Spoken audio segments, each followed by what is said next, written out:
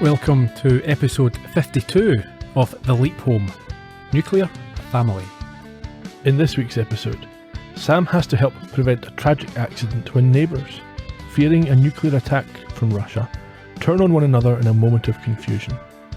With death just one bullet away, can Sam persuade his young nephew to relinquish his weapon? Or is there no way to prevent the terrified child pulling the trigger? Since you're on your own, Bert, you could make this into a lovely rumpus room for billiards or pinball or just about anything to keep you amused while the fallout clears. Good evening, Ian. How are you? I'm enjoying being in the rumpus room here. The rumpus room is very warm. Every room is very warm. It's really hot. Inhumane. I'm sure people in warmer climes are laughing or sick to us complaining about the temperature, but what is it today, about 28? 20, yeah, about that. Which is what? What's that in? That's like, I don't know. High in Fahrenheit. You want to actually check what it is in go Fahrenheit? for it. Check for it, yeah. Over 80 Fahrenheit shouldn't be allowed. Certainly shouldn't be forced to do podcasts in it. No. And you are being forced. Yes. I've got a gun on you. As always. We have some news. We do. We are changing things up a little bit in the coming weeks. Yeah, here's the thing. We're going to take a little break. We're going to have a little hiatus from the Leap Home podcast. Now, don't worry. I'm sure most people aren't worried, but if you are enjoying it, we will be back in about 3 months' time after the last episode of this season. After next week's episode, yes. Why are we doing this? Because there is a demand. We are going to be tackling a new short TV show. Short run. Short run, yeah. 10 little episodes. What is it? It's Poker Face. Now, Poker Face is sometimes classed as the heir to Columbo. It's certainly heavily inspired. Yeah. I would say that having seen it. Created by a friend of the Columbo podcast. Yes, Mr. Johnson. Yeah. So we're going to give that a little run through. I think taking a break from the Leap Home will refresh us on it anyway. Yeah, of course. A break is as good as a rest. That's what a change is as good as a rest. Something like that. Yeah. So we'll definitely be back towards will it be the end of the year now? I don't know. Well, hopefully before that. Before that, yeah. Yeah. We'll keep people updated. Yeah. Don't worry. Don't unsubscribe. No, in fact, subscribe to where can they find the Poker Face podcast? It's going to be produced and published under the auspices of the original Columbo podcast. So if you've unsubscribed or never subscribed to that feed, get it loaded back up. Mm-hmm. We'll put the first episode out on this feed and all of our other podcast feeds as well to make sure everybody gets a chance to hear it. Okay. Talking of socials. Yes.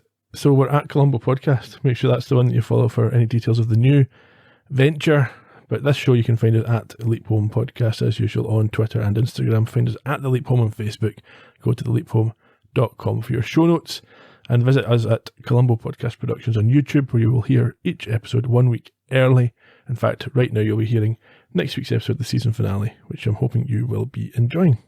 Before we continue, do you know what I listened to last night going to sleep? Do I want to know? Yeah. Okay, what was it? Ronnie O'Sullivan's first novel. He's written a novel? Yeah, I think there's 2 or 3. Does he write them himself?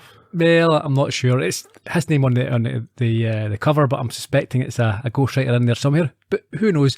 Pretty much based on him and his family. Okay. The first one's called Framed. All right. And yes. Is it snooker-based crime? So the character is it's set in the 90s. Right. The character is a 23 or 24-year-old manager of a snooker club. Right. In London. And it's a murder mystery. That's exciting. Involving sort of East End or, like gangsters and the type of shadowy, shady people that perhaps his father was involved with, which got him ended up in prison. Is it as good as the classic Steve Bruce novels? I've not read them, but or listened to them. I might. See, the thing was last night, this is probably a recommendation for it. It was very warm, struggling to get to sleep, and I put this on. Straight to sleep? No, but normally what I do is I listen to things I've listened to before so that I can just drift off. Yeah. But with the heat and this, I must admit I was quite engaged. But then I started getting anxious because it was suddenly 3 o'clock in the morning and I'm still listening to Ronnie O'Sullivan's story. Anyway, enough of the snooker chat. We won't mention the verdicts that came out with the snooker match fixing recently. No, I'm sure people don't care. They don't. Should we look at the episode? Let's crack on.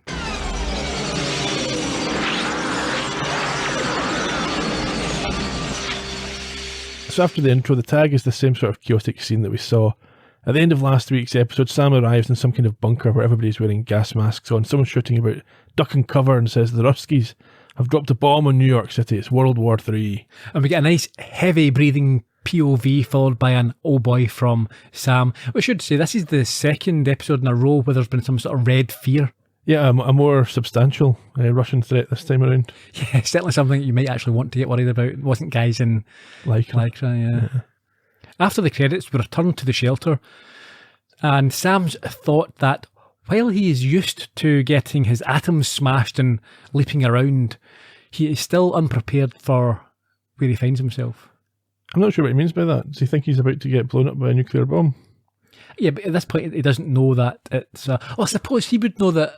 There hasn't been, unless he thinks he's in Japan. In this universe, yeah, of course, yeah. And we have mentioned before it as an alternative universe. Yeah. And he's been messing about with things, so... Yeah, things could change. Things can change, yeah. We hear an announcement, though, that says this was just a test, and everyone relaxes and removes their emergency gear, which allows everyone to relax a little bit. He finds that he's part of a family that contains 2 kids and a dog. What's the dog's name? Sam. That's very confusing. Yes. It's also a bit confusing as to what his place in the family is at first. I thought he was an older brother. I did think that, and then I thought he must be not related, and then it turns out he's actually the younger brother of the father. Yes.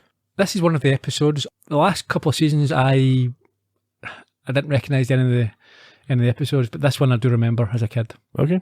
Don't know why. It's stuck in the mind. It did, yeah. It has its moments. Well, it annoyed me because as a kid, I was annoyed by the fear. Okay. It annoyed you?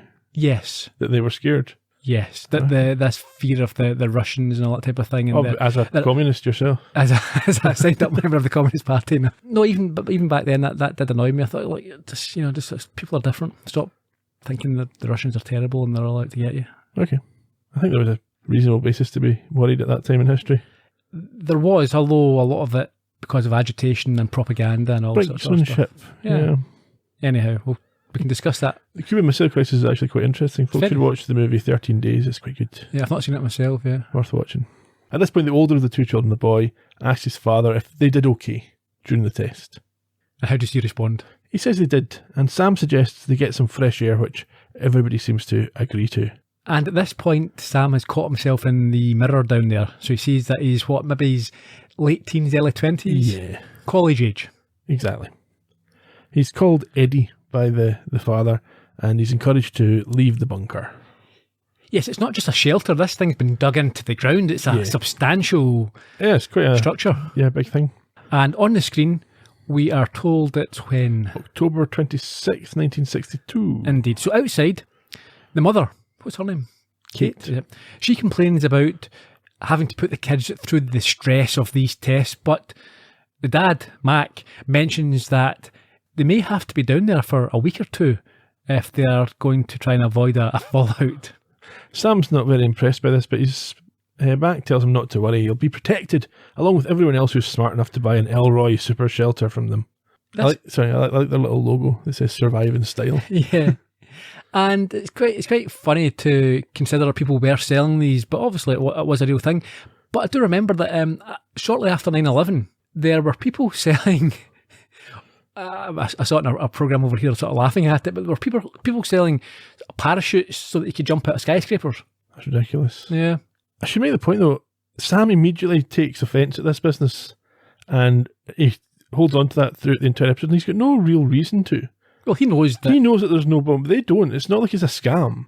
Mac hasn't started this business to take advantage of idiots. No, Mac believes it himself. Yeah, he's got one in his garden and uses it because he thinks there's going to be... Yes, but that doesn't mean to say that it's actually... Everyone else thought like that and it was a genuine... as I said, there are people on the fringes, more extremists, the preppers and all that, who constantly believe that they're a threat to them. So I'm not sure if Mac was representative of the general thinking. No, but Sam treats them as if his business is immoral in some way, or he shouldn't be doing it.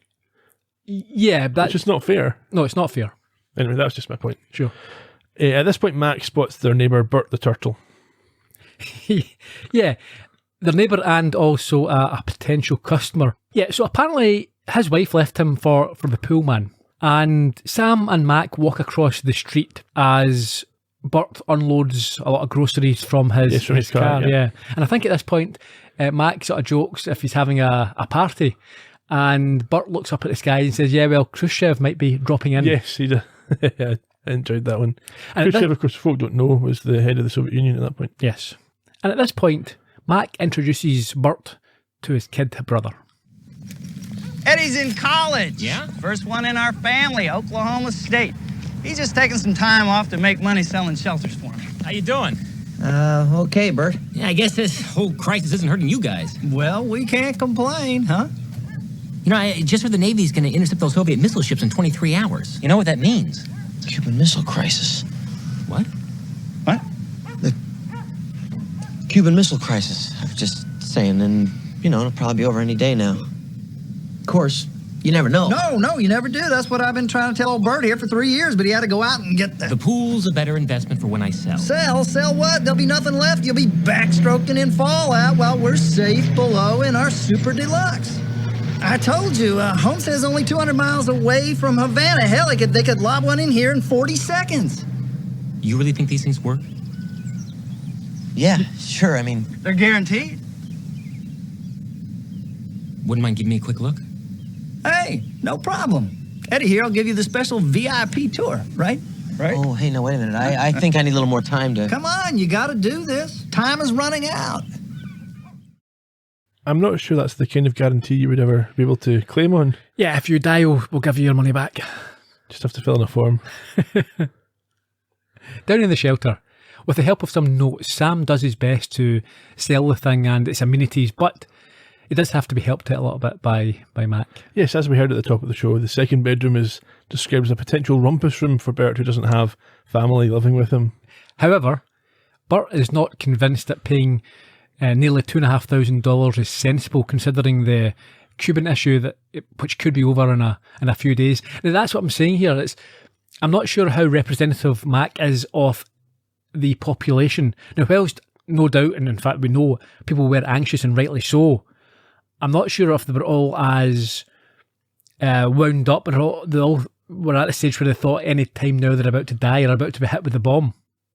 Because at this point, Bert thinks, you know what, I'll get sorted. Well, Al explains the situation later. He says that generally people were worried, of they course. Could be attacked at any time, yeah.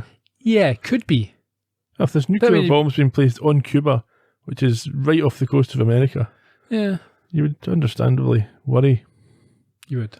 Especially when the media narrative is that these are bad guys. Well, that's what I'm saying. I think a lot of this, a lot of the anxiety, a lot of the issues were being driven by the media, by people who, would benefit from the population being scared or trying to get behind the government, which is a very well-known and commonly used strategy. Yeah, and you'd think that's the kind of thing that Mac might be doing to try and sell his shelters as well. So, yeah, and he does a little bit. But he does it kind of in a good-natured way. He doesn't come across as doom-mongering or... It doesn't, but I think they've played this right here, because you could have Mac being just a scammer who doesn't believe it himself, but is wanting to take advantage of people's fears. But we do see that he does buy into it himself, so he genuinely believes in his product, or certainly the need for it. Yeah. So anyway, Mac and Bert disappear, having failed to reach an agreement on the sale of a bunker, and Al shows up to speak to Sam, but he's made a mistake. Yeah, he's only half in the picture. They also misjudged the depth of the bunker when they've put him in. We've not discussed this before, I don't think. Al arrives, it's either just a coincidence or he's waited for Mac to go. So can Al see, can they be watched? Well, I think sometimes you assume that Al has been there for a bit longer than we realise. He hasn't approached Sam until it's a reasonable time to do so. Okay. Because sometimes he comes in and he'll talk about something that's just happened before we've seen him. In any case, Al informs him that Eddie has lost his basketball scholarship after an injury, and he's there to make some money to finish school. Yep, and here we see Sam being unnecessarily outraged by this business model. Yeah, I mean, Al himself says that, it's a perfectly reasonable, because we're at the height of this crisis. He's applying hindsight, though. He knows there's no nuclear war, therefore the shelters are completely unnecessary. So he's viewing it through a different lens from the people of the time. And he does this throughout the whole episode. He doesn't understand why people are scared, and he doesn't empathise with the fear that they're feeling. Okay, I've got an issue with this as well. We'll go into it in a second. Yeah, he states that there's no need for these shelters, and Al has to point out the obvious that people in that time didn't know there was no need for them. Yeah. And we then have some nonsense about how Sam can't remember the incident, which allows for some exposition. Yeah. Now, he's so confident that they're not required. It's almost as if he does know, or is he just remembering that there wasn't a nuclear bomb?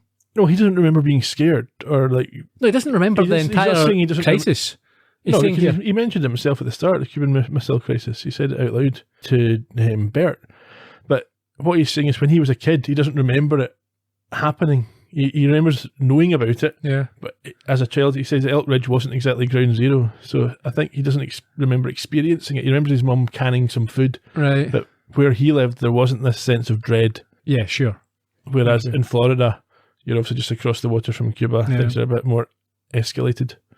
I remember it as a 10-year-old, not remember it happening, but...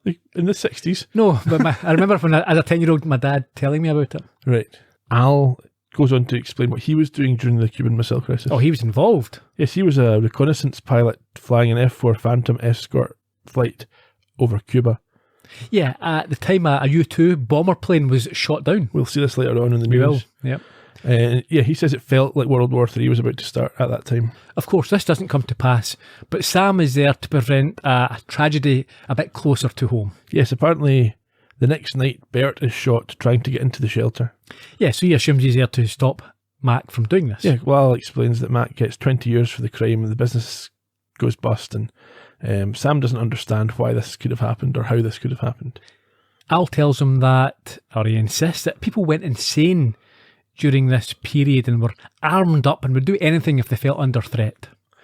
Yes, Sam says he'll stop Mac, and Al leaves, and I've written presciently, why doesn't he just hide the bullets? But we'll find out later on. Yeah. Why? But also, this whole sort of thing about arming yourself, but the whole point is it's an atomic bomb. We're not talking about armies invading.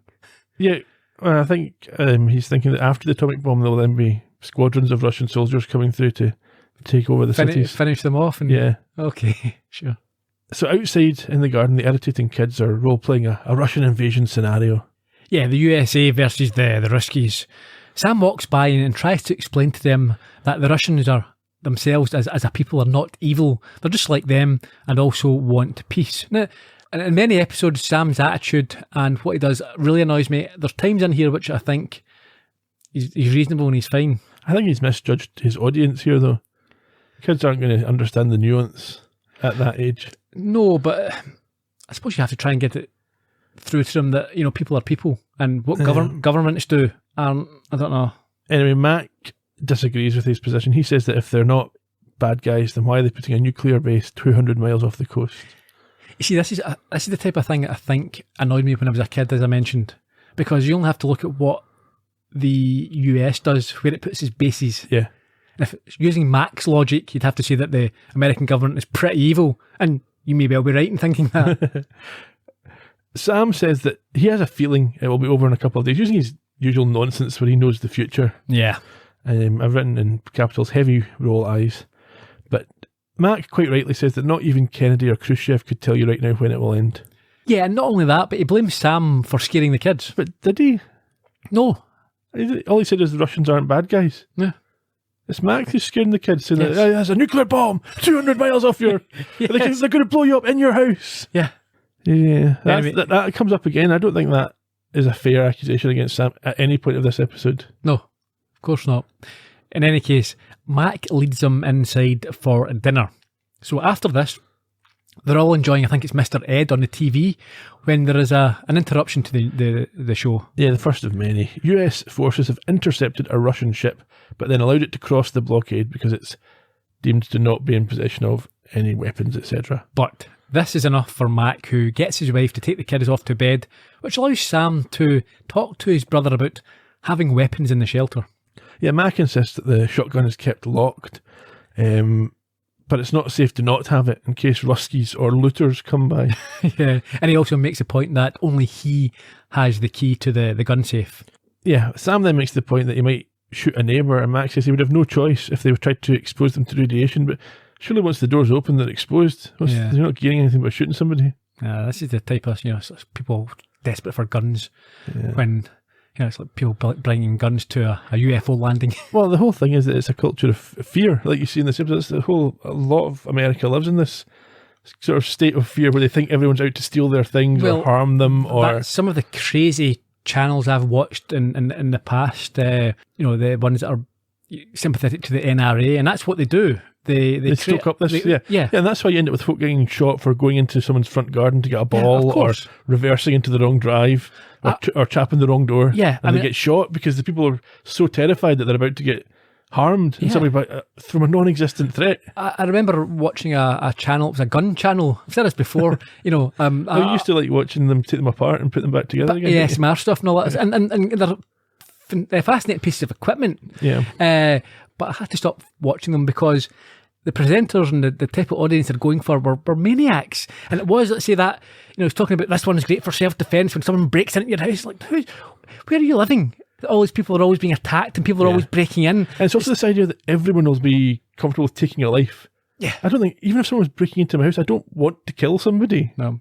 Jim Jeffries, the comedian, Australian comedian, does a great piece on the actual practicalities of using a gun if someone breaks in. Anyway, we're having a little rant here. Let's move on. Mac doesn't want to hear about what Sam has been taught by liberal pinkos at his college or his university, and instead talks about their father and what he had to overcome. No, not everything. We survived, Eddie. Just like we survived Cimarron County in 35. The Dust Bowl? See, you weren't even born yet. You don't remember what it was like. I'll never forget. That afternoon, there was no wind. It was just sunny and still. Me and Pa were walking a team of horses home when thousands of these birds came flying by from the north. We looked back, and we seen it coming. This huge, rolling tidal wave of earth spread across the sky. It drifted in like dark snow, blacking out the sun, making day darker than night. It was like the end of the earth. Pa grabbed me. We held on to this horse's bit. We weren't more than 100 yards off. We still could not find our way home. We covered the farm in dust. Everything we worked for died. And I remember seeing the look in Pa's face. Something in him died that day, too. You never knew what he was really like. God. No, I didn't, Mac. We survived that, and we're gonna survive this.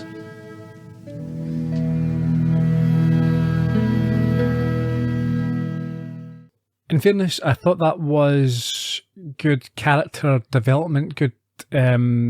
It showed the motivation, give a bit of backstory for Mac, why where his motivations come from. He's got this fear and something that's so existential, so macro.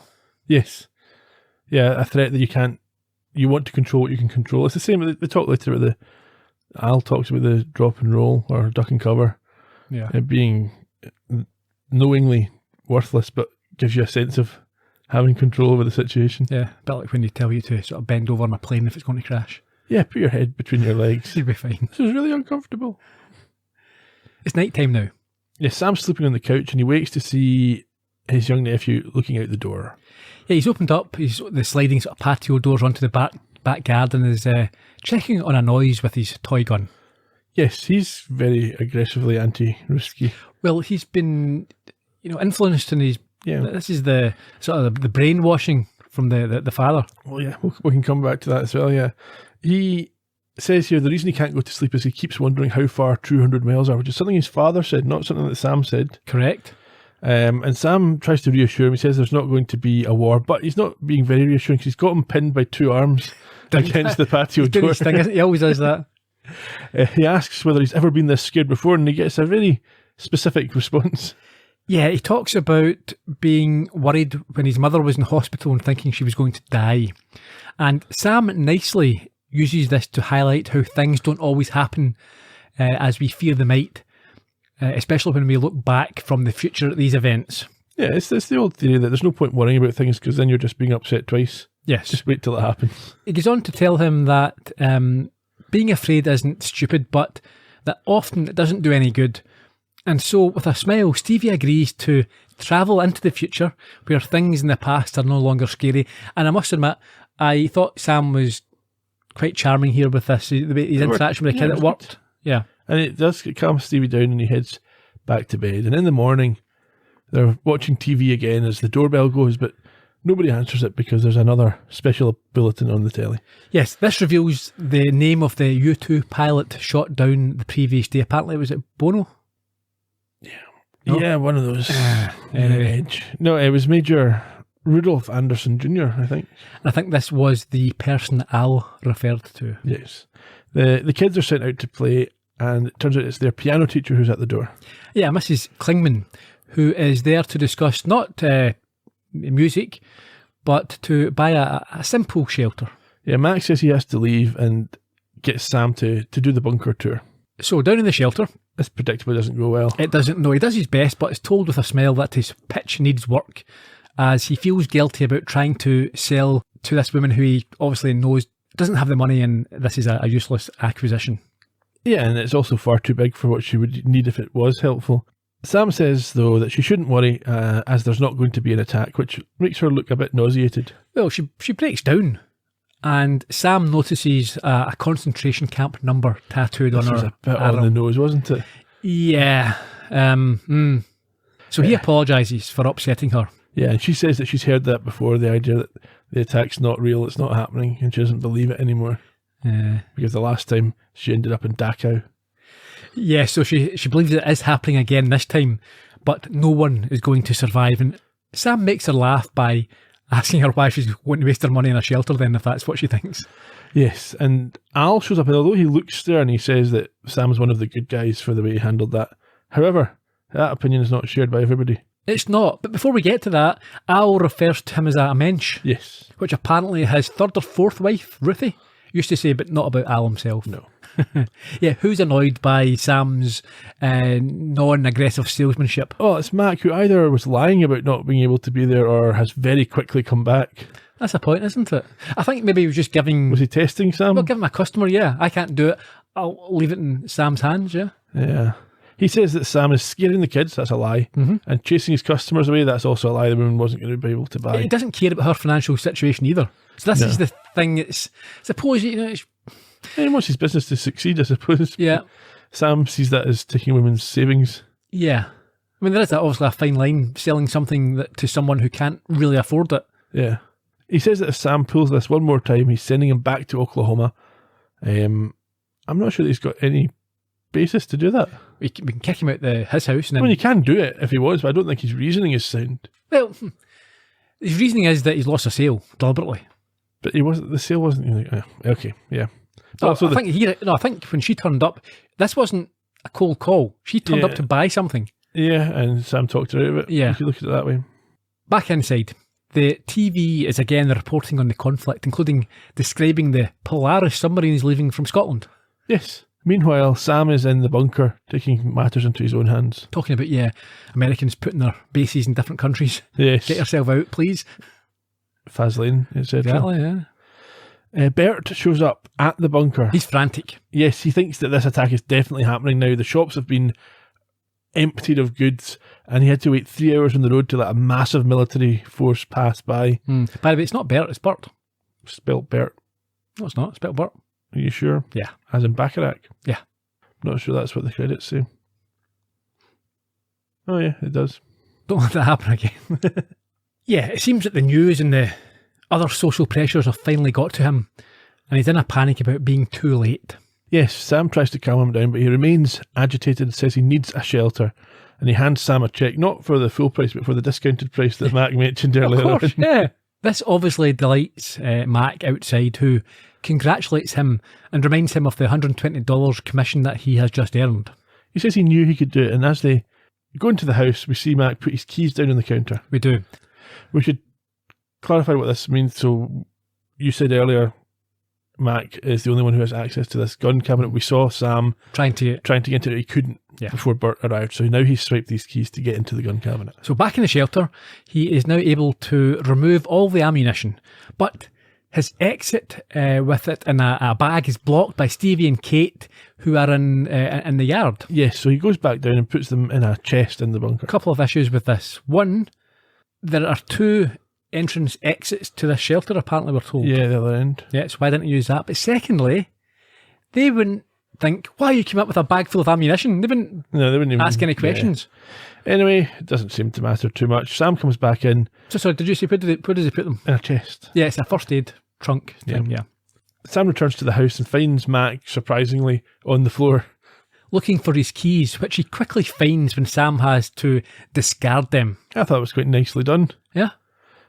Mac leaves, and we hear Stevie explaining to Kimberly Sam's theory of going to the future and looking back on things. Yes, but he's not very successful at this. No, Kimberly's an idiot. Or, we should say she's a woman, and she interprets things in a very specific way. She's very emotional. No. Not logical. Can't drive. Rubbish at throwing a ball. I don't know where you're getting all these sexist tropes from. I thought that's what you're alluding to. No. She gets an idea in her head and won't let it go. Is that something to do with a female? No. All right. I thought that's what you said. No. It's completely unconnected. Okay. Anyway, she gets this idea that Sam has called her dad a liar because he doesn't agree with him. She causes all this problem. The entire issue is caused by this lying little... And the mother as well, who just doesn't challenge it. Yeah. So she goes crying to her mother, who's obviously not pleased with this. But after they step outside, we understand more about her own fears and worries. Look, I was just trying to let him know that everything was going to be okay, you know? Well, I wish I knew that. I do. I know that we're not going to be hiding in bomb shelters forever. There wasn't all this talk about fallout and radiation, and I have never been so scared in my whole life. Not so much for me, but for them. I mean, I'm making that for her next week. She may never get to her. Now you listen to me. I want you to finish this dress, okay? Why? Because you're going to have a very angry little girl on Halloween if you don't.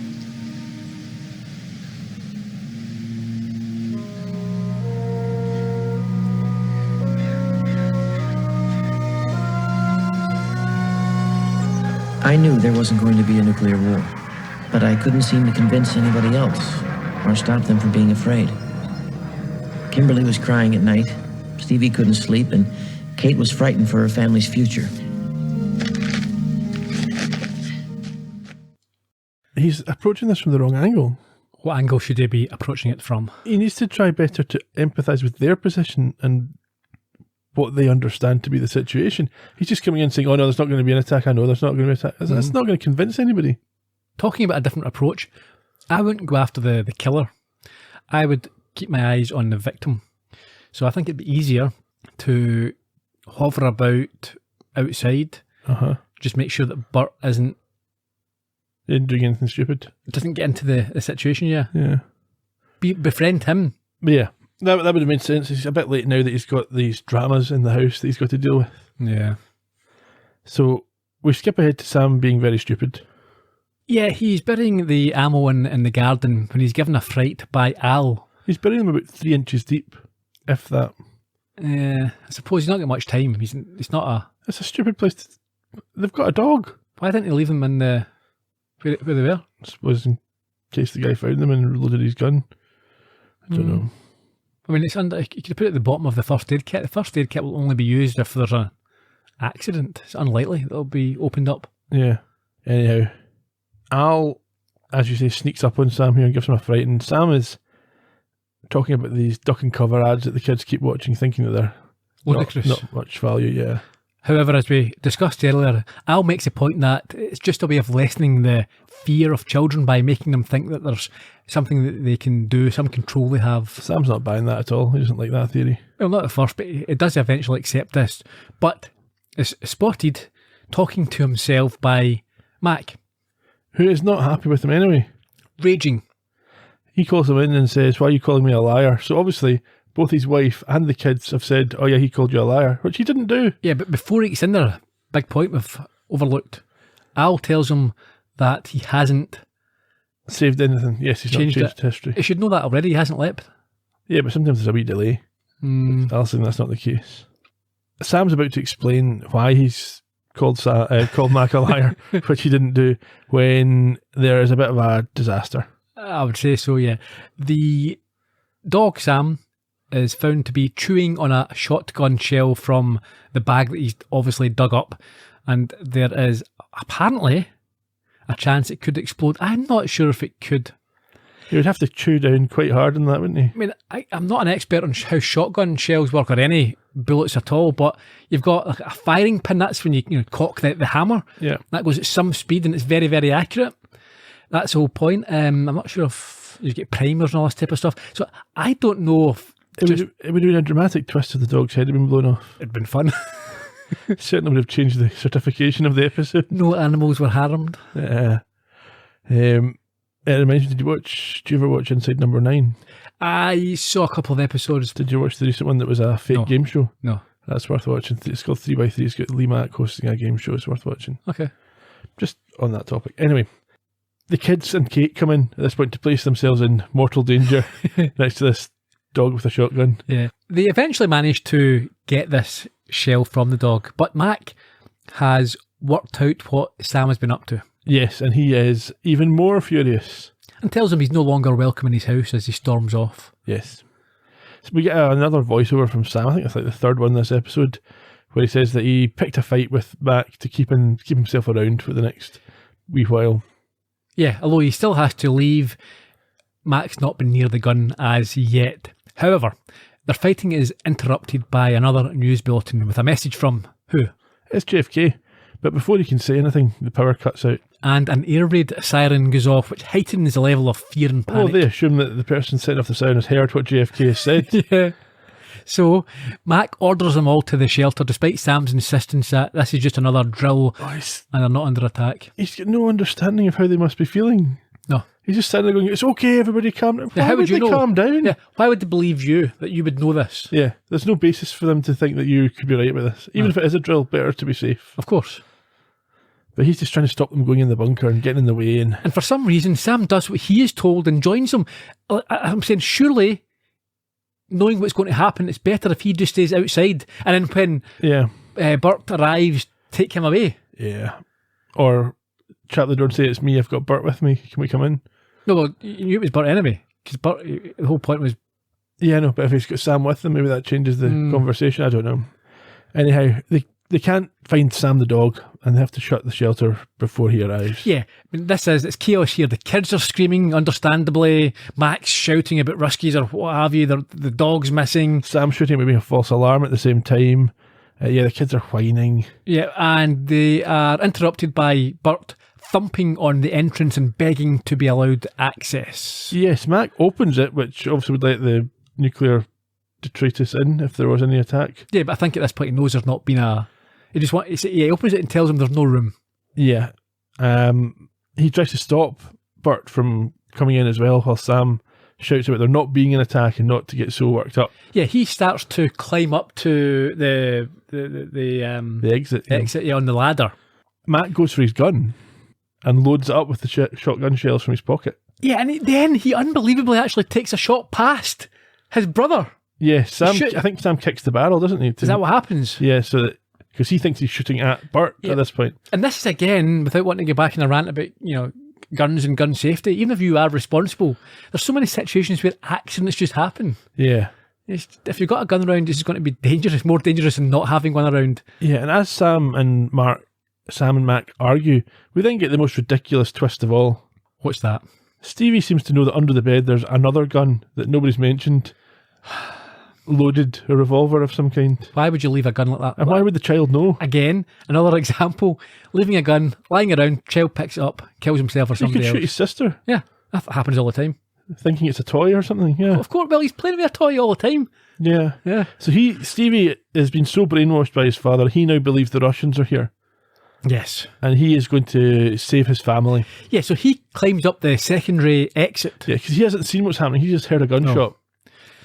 At this point, Al arrives to see the chaos of Mac and Sam rolling around the floor with the gun, which again is just asking for trouble, and confirms as they do that it is just a blackout, it's not an attack. Yeah. Meanwhile, outside, Stevie comes out and sees Bert trying to get in through the other entrance. Yeah, but he hallucinates at this point, thinking it's a Soviet soldier. His mind has been absolutely warped. He sees him dressed in a Russian military uniform. And at the same time, Al is screaming to Sam that Bert wasn't killed by a shotgun, but by a 38. Indeed, which is what Stevie has, which he shoots but misses. Yeah, they hear this shot outside and we see the silhouetted Bert apparently holding a rifle, pleading with Stevie not to shoot again. Yes, and Al explains to Sam what's happened. Yeah, so in disgust, Sam tells Mac what's going on as he knocks him to the ground and heads up to find the terrified kid with his gun raised. Yes, Bert is frozen with fear at this point, and Stevie still sees him as a Soviet soldier. And he shoots again, but hits the door to the shelter. Yeah, I think Sam tells Bert to lower his shovel, which he has. But he's too scared. He's just frozen in place. He would be with a The guy shooting at crazy kid who could do anything. So Sam at this point leans into the brainwashing. Mm. And he instructs Stevie to duck and cover, which he does. So when Stevie does that, Sam's able to recover the weapon, and Mac and Kate come rushing out to hug their son, and nobody cares about being bombed anymore. No. Al explains that it was always Stevie who shot Bert, but that Mac must have felt guilty and he took the blame. Well, as you would. He would probably do that, wouldn't he? I wouldn't if my kid was as annoying as Stevie. It depends, because he's going to jail or prison for this, but I reckon that a kid at that age you could probably get him off. Yeah. Because he's Or at not least guilty. he'd serve half the sentence. No, too. he's not guilty. His mind's been warped. Yeah. You know, he's not old enough to be liable for this. No. Especially under these circumstances where every day his parents, his family, the news, society is telling him they could die. They're under attack. If he's killed Bert, do you cash the check before you report it? Yeah. Yeah. We head back inside. It's, I think, the next day. Is it? Or certainly later? No, I So think... maybe later on. Yeah. Things are more relaxed anyway. And this time they managed to listen to JFK's news, which, well, good, has some personal implications. The Soviet missile bases in Cuba are being dismantled. Their missiles and related equipment are being traded, and the fixed installations at these sites are being destroyed. The United States. What does that mean, Dad? Closely the completion Oh, of this well, work, it means including aerial surveillance, it's over. until such time No more bombs, no more Russians. satisfactory You two kids don't have anything to be scared of now. Good. I'm sick of being scared. You know, you were right about a lot of things. That was Bert. And Bert the Turtle was very alert. When danger threatened him, he never got hurt. He knew just what to do. Yeah, he just canceled his check. Doesn't want to buy shelter now. You know, Sam, you can't really blame him. They almost turned him into a colander. Mac, that makes 5 cancellations today. I know. Make that 6. Like that 6. I don't know what I'm going to do. I have all my crews and my bulldozers. You can always do what Bert did. What's that? We'll put in pools. Swimming pools? Swimming pool? Yeah, I mean, come on, you already got the crews and all the equipment. You could sell fun instead of fear. So fun instead of fear. That's great. Swimming pools. Hey, that's good, Sam. You changed history. Eddie graduates from college and he helps Mac build the biggest swimming pool company in South Florida. I'll think about it.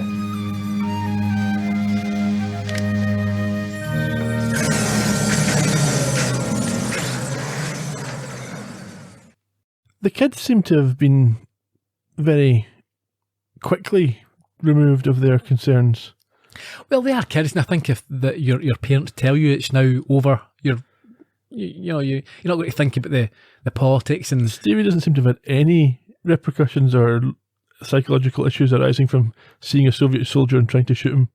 Stevie should probably take him for counselling. He was so traumatised and damaged that he was nearly a murderer. That's going to reoccur in adulthood, isn't it? For sure, yeah. Yeah, he's going to have issues. Anyhow, we heard at the end of that clip there, Sam leaping. It's a bit of a wild one, isn't it? Certainly. It's into a hospital and during a thunderstorm. Yeah. He's strapped to a bed and he's being abused by a medic who accuses him of punching him, and he's about to deliver some electric shock treatment. Yeah, but a nurse comes in and asks what's happening. She's told that the man said he's to calm Sam down and that's what he's going to do. But she points out that only a doctor is allowed to administer this type of treatment. Yeah, but this guy doesn't care. This is a punishment, obviously. And as he places the pads on his temples, she says it's set too high and it will kill him. But that doesn't seem to concern the man at all, and he applies the treatment. See, I wasn't sure if he did apply the treatment or if that was the thunder and lightning. No, I think he applied the treatment because Sam kind of... We'll find out. We shall. We didn't hear No Boy because he had a bit in his mouth. A bit of what? Okay, that's the end. We've only got one more to go this season. Yep. So, we covered a lot of my questions. Why does Sam object to Mac's business? We talked about that. Mac forgave Sam quite easily at the end, didn't he? Despite the fact he dug him in the ribs and fought with him and scared his children. But he did stop his son from getting himself into all sorts of legal... And also, I think Sam said it to him, but I think Mac realises how terrified he made his own kids. They got to that stage, so he knows he overstepped. He realises this was his fault and not Sam's? Yes. Fair enough. Although they don't know that he was going to shoot Bert, as far as they're concerned. Maybe he was... Well, already fired the gun. Yeah, but they don't know. Sam's the only one who knows that in the original history, Bert actually got shot. Of course, but they know that he was only... That's a close escape. Yeah, very much so. It's quite a good lesson about the perils of brainwashing children. Certainly how much information that they need or should be given. I mean, it's all very well saying that, talk to them about anything and everything and let them know. And I think they're obviously... They process information differently. They do, and there's... we've went through a similar situation in the last couple of years with the fear and the panic that we had. People weren't sure what was going to happen in terms of the pandemic, and we had to explain to the kids as well and make sure that they were sufficiently aware, but not so much that they were terrified that they were going to die and everyone was going to die. So I think there was a sort of a resonance there. Yeah. Any other thoughts? No, in terms of the episode itself, I think I enjoyed it. I think Sam was, whilst his inability to understand the business model was annoying, I think that how he approached other situations was quite refreshing for me. Okay. I thought he lacked a bit of empathy, but he wasn't to blame for all the things he was accused of, so I kind of sided with him for the most part. Sure. This originally aired on the 15th of May 1991, directed by James Whitmore Jr., 7th of his 15, first one with Jimmy. So you want to go back to that podcast, you can hear more about him. Paul Brown wrote the episode, not always people's favourite writer, but this was a decent effort on his part. 10th of his 13, his first one was Kamikaze Kid, back again in season 1. Mac was played by Timothy Carhart. He's also been in things like The Hunt for Red October, Star Trek The Next Generation, The X-Files, Mad Men more recently. He's now 69, he's still active. Anything you like him from? Yes. Beverly Hills Cop 3, DeWalt, he was the bad guy in that. Okay. Yeah, in fact, I've seen him a few times. He generally plays scoundrels. He's got that kind of face. Yeah. He's also, I think he's about 6'5". That is a big guy. Kurt Fuller played Bert the Turtle. Now he's the most recognisable face in this episode. This was his only quantum leap. He's also been in things like Wayne's World, The Running Man, Gary Shandling's show. He was in Ghostbusters 2, The West Wing, and one episode of Sledgehammer. Which one? He was FBI agent Bunyan in Hammer Hits the Rock. Yeah, he was. He's now 69 as well. He's been in lots of stuff. Oh, he's been in a lot of things, yeah. I think he was in the No Holds Barred, was it, with the wrestling movie? Yeah, loads of things. Good guy. Funny guy. Still active. Good. Kate, the wife, was played by Kim Flowers. This was her only Quantum Leap. She's also in things like Clear and Present Danger, Fear and Loathing in Las Vegas, Alien Resurrection, but she retired from acting in 1998. The annoying child Stevie was played by Robert High Gorman. Only Quantum Leap for him. Also in things like One Tree Hill, Don't Tell Mom the Babysitter's Dead, Rookie of the Year. He's now 43, but his last screen credit was in 2009. As we learned, the pilot that Al refers to being shot down turned out to be Major Rudolph Anderson Jr.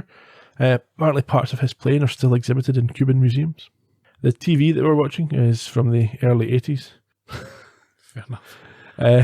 Similar thing that we learned, we got Al's involvement in the Cuban Missile Crisis as a reconnaissance pilot. Yep, his third or fourth wife was Ruthie, who called him a mensch. Yeah, didn't call him a mensch. Called other people mensch. Yes. Respective on this date. What happened about apart from the actual Cuban Missile Crisis, there was a state of emergency declared in India by President Radhakrishnan due to a Chinese invasion, which would remain in place until January of 1968. Also, the Beatles recorded Ask Me Why. Don't know if I know that one. How does it go? Don't know. Carrie Yules was born Princess Bride. Okay. And Robin Hood Men in Tights. I thought it was American, but English. Okay. The thing about the Beatles, this was 62. This would be before their first album was out. This must be recording for their first record. Yeah. Which would make more sense. Number ones. Okay. In the US, Bobby Boris Pickett and the Crypt Kickers with Monster Mash. Good song. Yes. In the UK, Telstar by the Tornadoes. Okay. Well, next week we have Shock Theatre, where Sam gets zapped and needs some help. So we will see you in 1954. Until then, cheerio. Bye-bye.